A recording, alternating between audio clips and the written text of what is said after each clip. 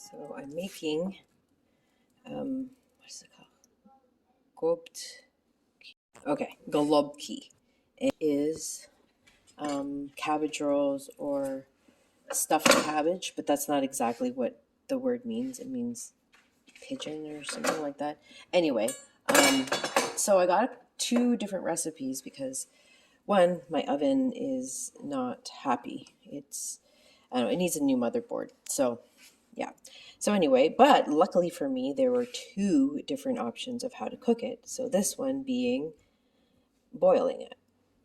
So I have to boil it until these leaves come off, and then we're going to wrap it kind of like egg rolls. So we'll be back.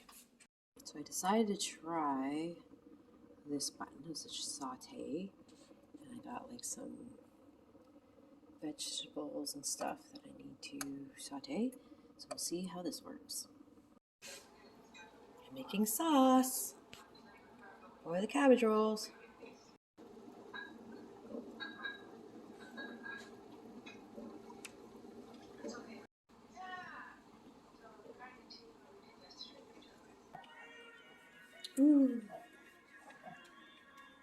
Yummy.